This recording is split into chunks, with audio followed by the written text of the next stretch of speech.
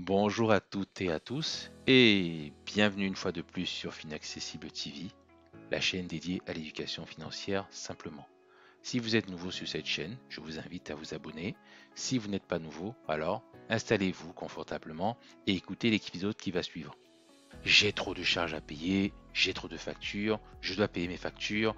On entend assez souvent ces expressions au quotidien des entrepreneurs, mais pas que. On va s'intéresser à ce que c'est une facture exactement, quelles sont les mentions obligatoires dans ce type de document que l'on rencontre au quotidien. Les relations commerciales entre une entreprise et ses différents partenaires sont mentionnées dans différents documents commerciaux, parmi lesquels la facture. À quoi sert une facture? C'est un document qui donne des détails sur une marchandise qui a été vendue ou sur une prestation qui a été réalisée, ainsi que les conditions dans lesquelles elles se sont déroulées entre le vendeur et l'acheteur. La facture est parfois appelée facture de droit parce qu'elle indique ce que le client doit à son fournisseur.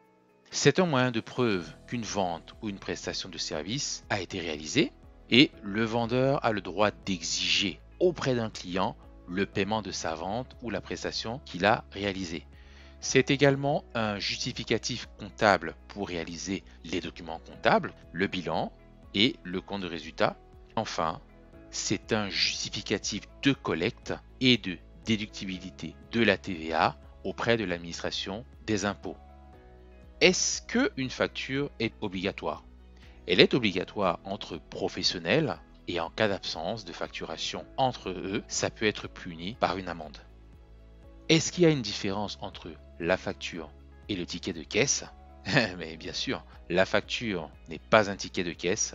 Le ticket de caisse sert de preuve d'achat et de vente et il peut être utilisé lorsqu'un client veut se faire rembourser un achat ou échanger un produit. Maintenant, quelles sont les mentions obligatoires dans une facture?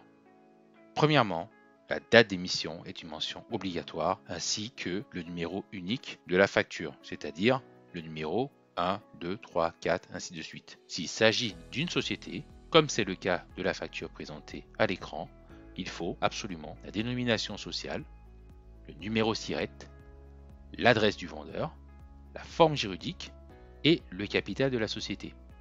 Autre mention obligatoire concernant l'acheteur, il faut absolument que le nom, la dénomination sociale et l'adresse soient mentionnés dans le document.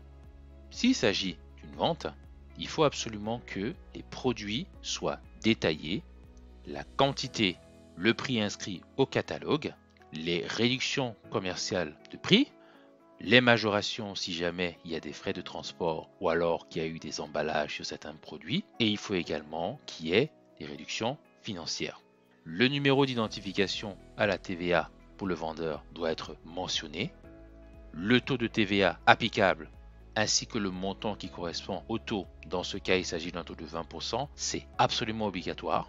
Et dans la dernière partie, il faut absolument mentionner le montant total à payer hors taxe, le montant à payer TTC.